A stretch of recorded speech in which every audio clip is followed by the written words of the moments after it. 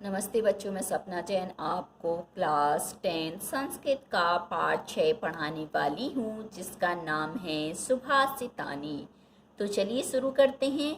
संस्कृत कृतियों के जिन पद्यों या पद्यांशों में सार्वभौम सत्य को बड़े मार्मिक ढंग से प्रस्तुत किया गया है, उन पद्यों को सुभाषित कहते हैं। यहाँ पे सुभाषित की परिभाषा बताई हुई है कि संस्कृत कृतियों में, रचनाओं में जिन पद्यों या पद्यांश मतलब श्लोकों में सार्वभौम सत्य को बड़े मार्मिक ढंग से क्या करते हैं, प्रस्तुत करते हैं, बताते हैं, उन पद्यों को क्या कहते हैं, सुभाषित कहते हैं। प्रस्तुत पाठ ऐसे 10 सुभाषितों का संग्रह है जो संस्कृत के विभिन्न ग्रंथों से संकलित है। और यहाँ पर जो 10 श्लोक लिए गए हैं वह क्या है, विभिन्न ग्रंथों से लिए गए हैं। इनमें परिश्रम का महत्व, क्रोध का दुष्प्रभाव, सभी वस्तुओं की उपादेयता और बुद्धि की विशेषता आदि विषयों पर प्रकाश डाला गया है। अब हम सबसे पहला श्लोक पढ़ते हैं। आलस्यम ही मनुष्याणाम शरीरस्थो महान रिपु, नास्ति उद्यम समो बंधु कृत्वा यम नव सीदति। अर्थात आलस्यम अर्थात आलस्य ही मतलब निश्चय ही, मनुष्याणाम अर्थात मनुष्यों के, शरीरस्थो मतलब शरीर में रहने वाला, महान अर्थात बड़ा, रिपु अर्थात शत्रु है। अब इसका अर्थ हम जब करेंगे अन्वय बनाकर तो कैसे करेंगे कि मनुष्यों के शरीर में रहने वाला आलस्य ही सबसे बड़ा शत्रु है। यम मतलब जिसको, मेहनत करके, परिश्रमों, उद्यमा का मतलब होता परिश्रम, समूह मतलब समान, बंधु मतलब मित्र, नास्ति मतलब नहीं है। तो परिश्रम के समान जिसका क्या है, कोई मित्र नहीं है। यम कृत्वा, यम मतलब जिसको, किसको, मेहनत को, कृत्वा अर्थात करके, ना अवसीदति मतलब दुखी नहीं होता। तो जो व्यक्ति मेहनत करता है तो ऐसा मानव क्या है, कभी भी दुखी नहीं होता है। अगला है गुणी गुणम वेत्ति न वेत्ति निर्गुणो, बली बलम वेत्ति न वेत्ति निर्बलः, पिको वसंतस्य गुणम न वाहिषा, करी च सिंहस्य बलम न मूषकः। अब यहाँ पे बता रहे हैं कि गुणी गुणम वेत्ति, गुणी व्यक्ति जो होता है वह गुण को ही जानता है। तो जो गुणी व्यक्ति हो वही तो क्या है, गुण को जानता है। और ना वेत्ति निर्गुण, और जो निर्गुण होता है वो गुण को नहीं जानता, क्योंकि गुणवान ही क्या है, गुण की पहचान सकता है, गुणों को जान सकता है। जो इसके पास गुण ही नहीं है वह कैसे गुणों को जान सकता है। फिर कह रहे हैं बली बलम वेत्ति मतलब जो बलशाली होता है, शक्तिशाली होता है, वही क्या इसको बल को जानता है। ना वेत्ति निर्बला, और जो निर्बल होता है वह क्या है, बल को नहीं जानता है। ऐसे ही बसंतस्य गुणम पिको मतलब बसंत का जो गुण होता है वह, पिको का मतलब होता है कोयल ही जानती है। ना बादशाह मतलब कौआ नहीं जानता, क्योंकि बसंत का जब महीना आता है, बसंत के महीने में क्या है, कोयल गीत गाती है, तो कोयल ही क्या है, उसके गुण को जानती है। कौआ तो गाता नहीं, इसलिए कौआ नहीं जानता है। ऐसे ही करी च सिंहस्य बलम न मूषका मतलब शेर का जो बल होता है उसको क्या है, जो हाथी है वही जानता है, जो चूहा होता है वह नहीं जानता है, किसके, शेर के बल को। अगला है निमित्त मुद्देश्य ही यह प्रकुप्यति ध्रुवम सह तस्यापगमे प्रसीदति, आकारण द्वेषी मनुस्तु यश्वे कथम जनः तम परितोष्यति। यहाँ पे बता रहे हैं क्रोध के बारे में कि क्रोध कैसा होता है, तो उसको ही लक्ष्य करके कह रहे हैं कि यह मतलब जो निमित्त उद्देश्य, निमित्त मतलब कारण को लक्ष्य करके, प्रकुप्यति मतलब ज्यादा गुस्सा करता है, मतलब जो कारण को जान लेता है, कारण को लक्ष्य करके वो ज्यादा क्या करता है, गुस्सा करता है।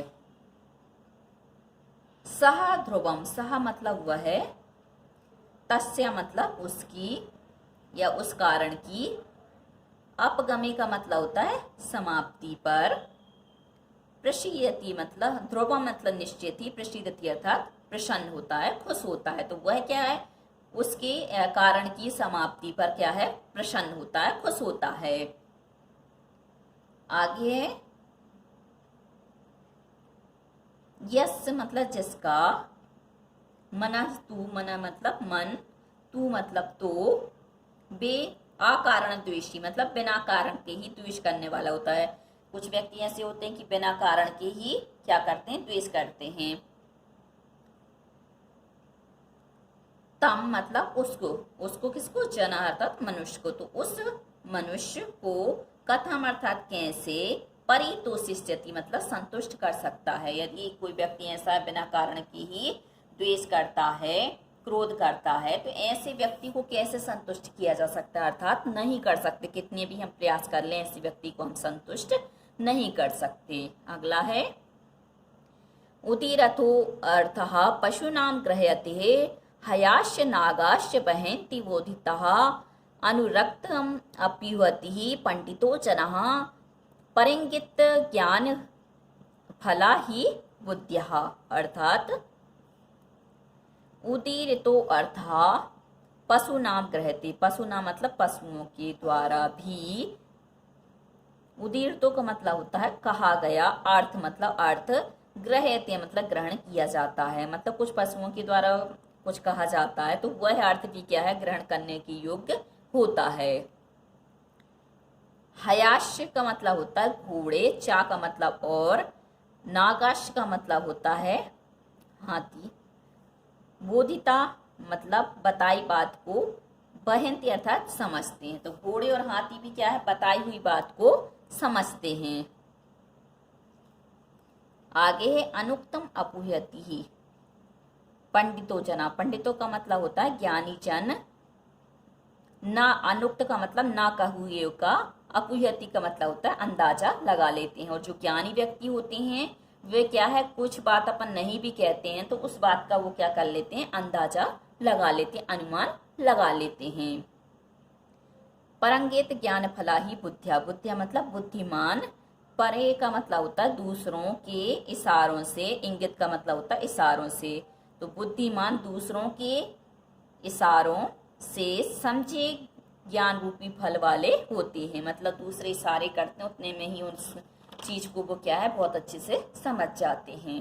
अगला है क्रोधो ही शत्रु प्रथमो नराणाम देहस्तो देह विनाशनाय यथा स्थिता काष्ठगतो ही वग्नि सा एव वही दहते शरीरम। ही का मतलब होता है निश्चय ही, नराणाम का मतलब मनुष्यों के, देह स्थितो मतलब शरीर, देह विनाशाय मतलब शरीर के विनाश के लिए, प्रथमो अर्थात पहला, शरीर स्तोत्र मतलब शरीर में रहने वाला जो शत्रु है वह क्या है, क्रोध हो अर्थात गुस्सा है। तो मनुष्य के शरीर में रहने वाला सबसे पहला उसका विनाश करने वाला कौन है, क्रोध है। कैसे तो बता रहे हैं, यथा मतलब जैसे, काष्ठगतो हो, काष्ठ का मतलब होता है लकड़ी में स्थित, वग्नि अर्थात अग्नि, लकड़ी को क्या करती है, जलाती है, वग्नि दहती मतलब क्या करती है, लकड़ी को जलाती है। वैसे ही क्रोध क्या करता है, शरीर को नष्ट करता है। वैसे ही क्या करता है, जब हमें क्रोध आता है तो क्रोध में क्या होता है, हमारा जो शरीर होता है वही जलता है, दूसरे लोग नहीं जलते हैं। कैसे, जैसे लकड़ी में स्थित जो अग्नि होती है वह क्या करती है, सिर्फ लकड़ी को ही जलाती है, वैसे ही क्रोध क्या है, जो व्यक्ति क्रोध करता है उसी व्यक्ति को ही वह नष्ट कर देता है। अगला है मृगा मृगही संग अनुव्रजंती गावाश्च गोभी तुरंग गह तुरंगही मूर्खाश्च मूर्खै सुधी सुधी भी समानशील वृष्णेषु सख्यम। जो मित्रता होती है वह कैसे होती है, किन स्वभाव वालों में होती है, उसके बारे में ही बताया है। मृगा का मतलब होता है हिरण और मृगई के मतलब हिरणों के साथ। तो हिरणों की जो मित्रता होती है वह किसके साथ होती है, हिरणों के साथ ही होती है। संगम अनुव्रजंती मतलब उनके साथ ही होती है। गावाश्य गोभी मतलब गायों की जो मित्रता होती है वह गायों के साथ ही होती है। तुरंगा तुरंगाई का मतलब घोड़े की जो मित्रता होती है घोड़ों के साथ ही होती है। मूर्खा मूर्खई मतलब मूर्खों की मित्रता मूर्खों के साथ। सुधे मतलब विद्वानों की विद्वानों के साथ जाते हैं या अनुसरण करते हैं। तो ये सभी क्या होते हैं, समान जो स्वभाव वाले होते हैं समानशील व्यसनीसु मतलब समानशील और स्वभाव होने पर सख्यम अर्थात मित्रता होती है। आपने देखा होगा कि जब हम मित्रता करते हैं तो हम मित्रता किससे करते हैं? जब हमारा या तो उनसे स्वभाव मिले या हमारा उनसे आचरण मिले। अगला है सेवितव्यो महावृक्षः फलच्छाया समन्वितः यदि देवात् फलं नास्ति छाया केन निवार्यते। फल छाया समन्वित मतलब फल और छाया से सहित महान वृक्ष मतलब जो महान वृक्ष होते हैं वह सेवितव्य मतलब संरक्षण करने के योग्य होते हैं। अर्थात जो फल और छाया देने वाले वृक्ष होते हैं वह कैसे होते हैं? संरक्षण करने के योग्य होते हैं। फिर देवात, देवात मतलब भाग्य से, यदि फलम नास्ति मतलब यदि वो फल नहीं देते हैं तो छाया केन निवार्यति मतलब छाया किसके द्वारा रोकी जाती है? यदि मान लो किसी दुर्भाग्यवश वो फल क्या है वृक्ष जो छाया वो फल नहीं दे पाते हैं तो छाया तो देते हैं, वो छाया उनकी कौन रोक सकता है? कोई भी नहीं रोक सकता है। अगला है अमंत्राक्षरम नास्ति नास्ति मूल मनोषधम अयोग्य पुरुषा नास्ति योजक तत्र दुर्लभा। यहाँ पर है कोई भी व्यक्ति है वह क्या? अक्षरम अक्षर, अमंत्र मतलब मंत्रहीन नहीं है मतलब कोई भी अक्षर होता है व्यक्ति के लिए क्या है? मंत्रहीन नहीं होता है। नास्ति मतलब नहीं है। और कोई भी जो औषधि है औषधम मतलब औषधि क्या है? जड़ औषधि से रहित नहीं है। कोई भी जड़ होती है वह क्या है? औषधि से रहित नहीं होती है। ऐसी कोई भी पुरुष अयोग्य नहीं है अर्थात योग्य है। वहाँ तत्र मतलब वहाँ योज कहा दुर्लभा मतलब उसको जोड़ने वाला पारकी जो होता है ढूंढने वाला होता है वह कैसा होता है? दुर्लभ होता है। तो ऐसा पारकी दुर्लभ है जो इनके गुणों को परख कर उन्हें क्या है? इकट्ठा कर उनका उपयोग कर सके। क्योंकि गुण तो सभी में होता है, सिर्फ उसमें क्या है? पारकी नजर चाहिए।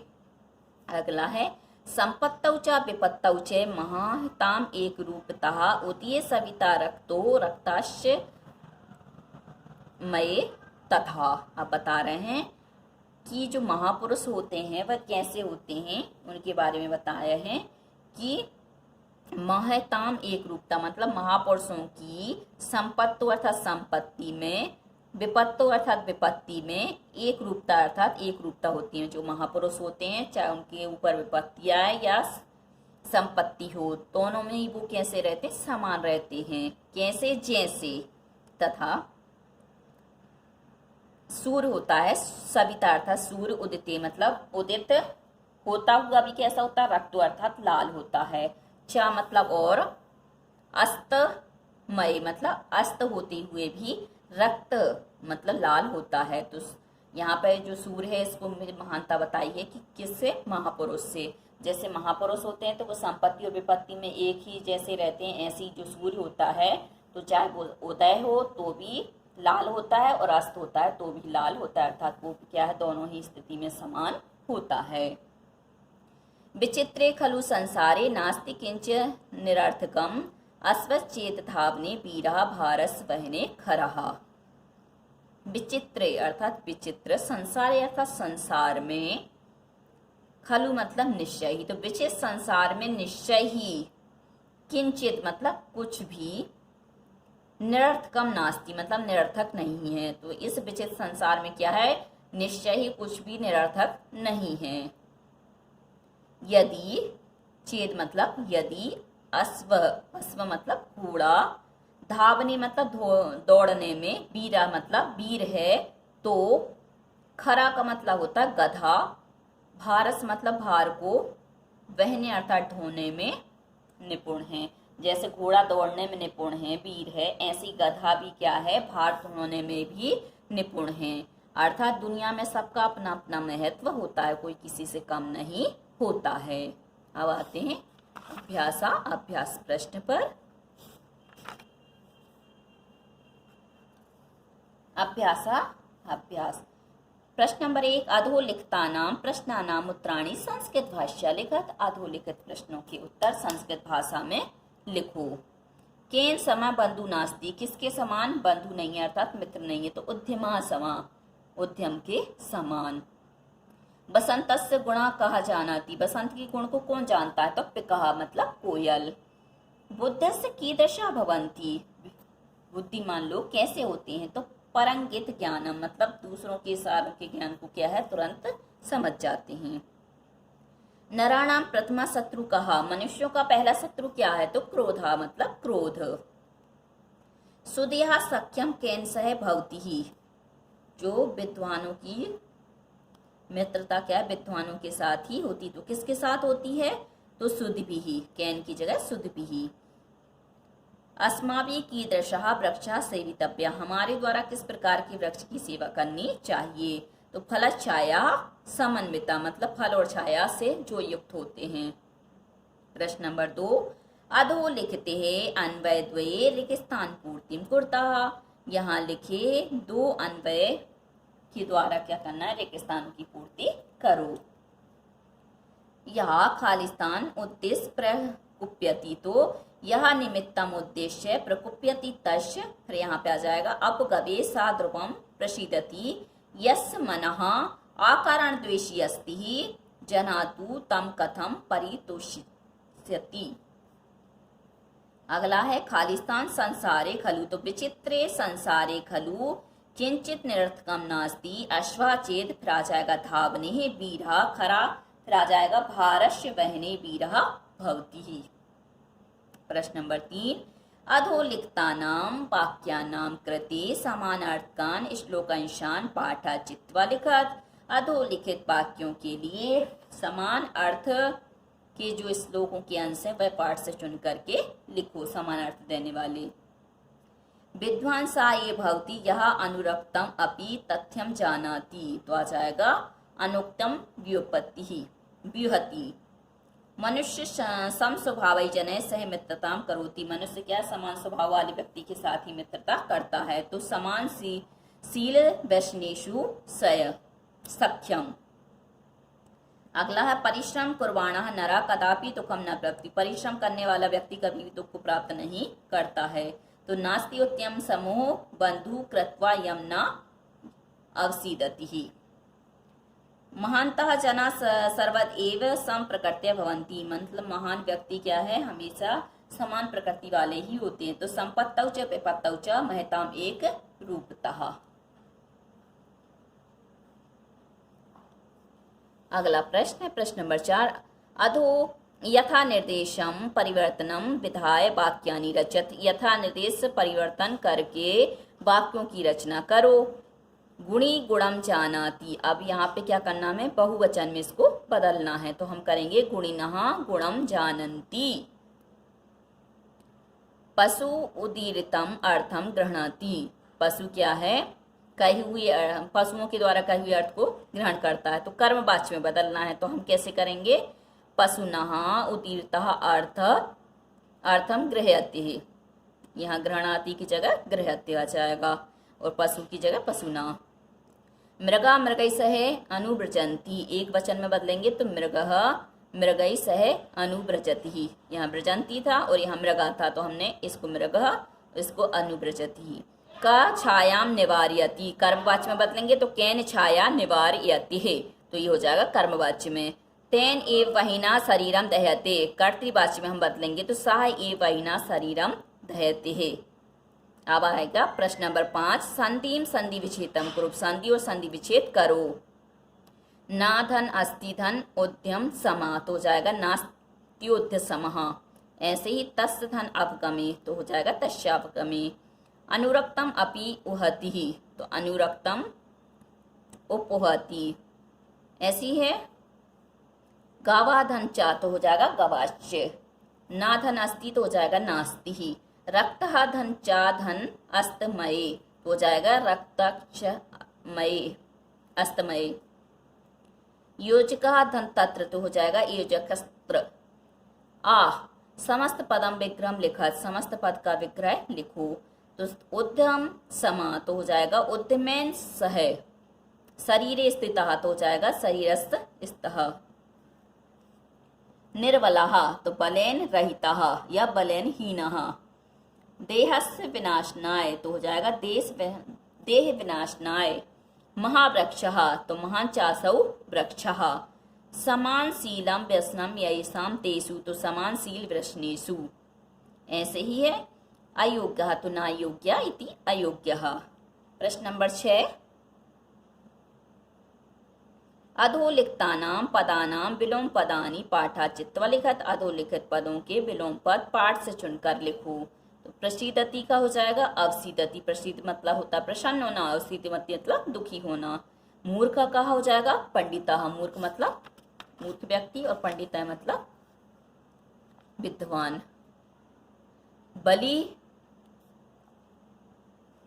बलि का हो जाएगा निर्बलः। सुलभः का दुर्लभः।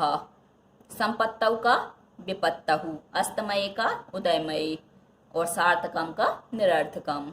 अगला प्रश्न, प्रश्न नंबर 7, संस्कृतेन वाक्य प्रयोगम करो। संस्कृत में क्या करना है, वाक्य का प्रयोग करो।